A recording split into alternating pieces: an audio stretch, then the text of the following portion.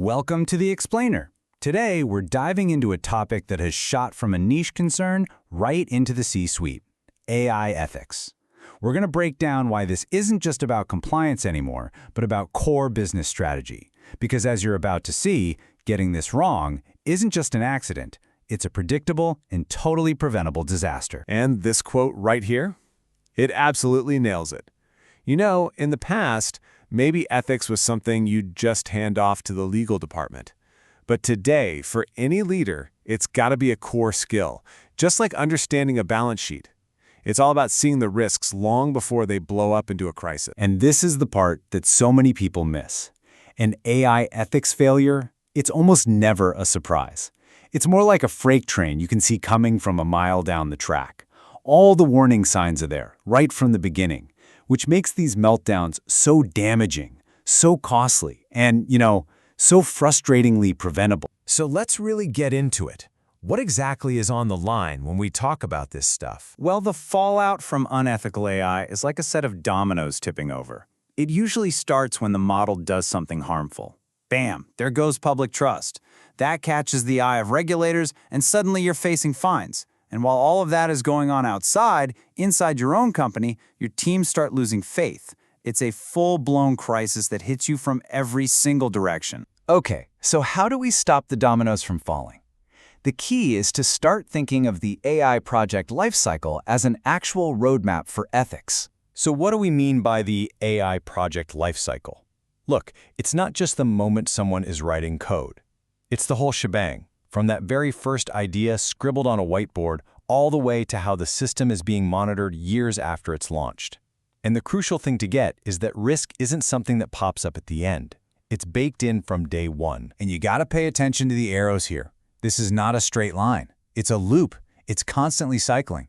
You could get all the way to evaluating your model, only to realize there's a huge flaw in your data that sends you all the way back to the beginning. And that's exactly why those early ethical mistakes are so incredibly dangerous.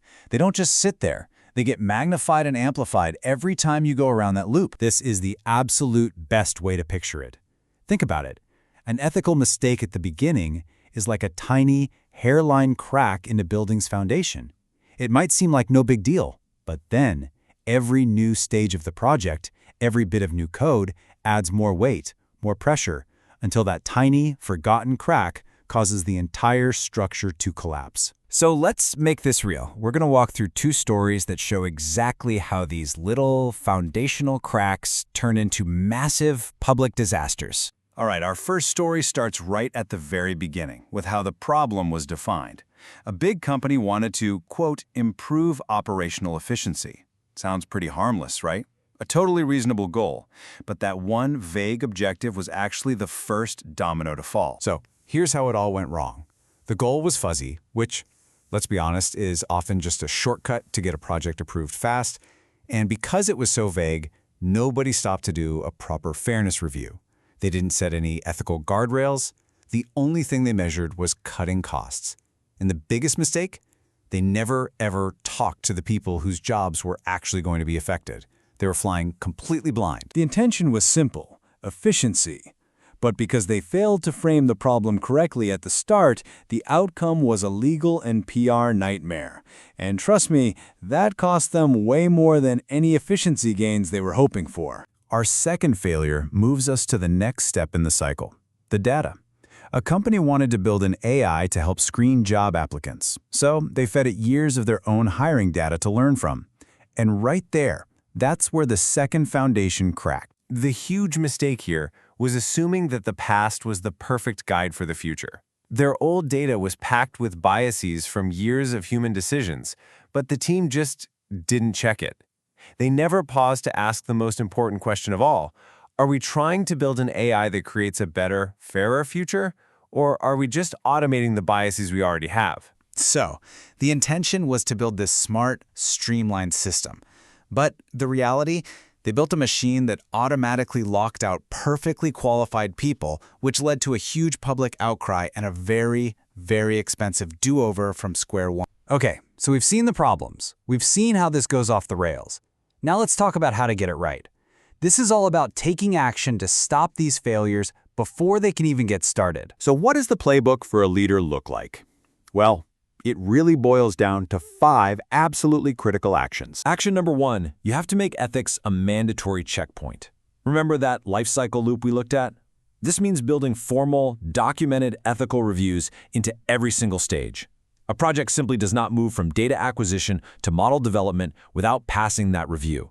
It has to be non-negotiable. Second, you have to fight the black box problem. As a leader, you've got to insist that your teams document everything.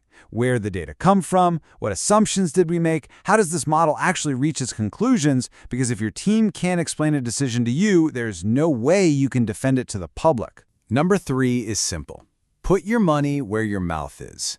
Doing AI ethically isn't free. It takes a real budget to go out and find or even build unbiased representative data sets, and just as important, you have to fund diverse teams. Why? Because when everyone on a team looks and thinks the same, they have massive blind spots. And those blind spots are where ethical disasters are born. Fourth, you got to get specific with those checkpoint reviews. This isn't just some vague ethics checkbox.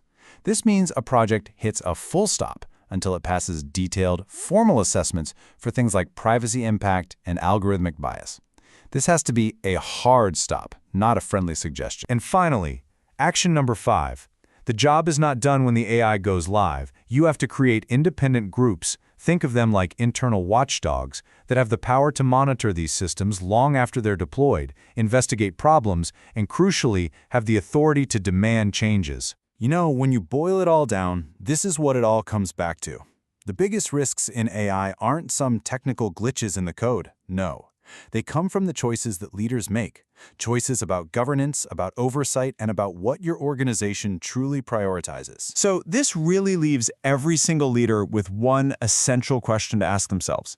Right now, today, is the AI your organization is building creating more trust with your customers, with your employees, and with the world?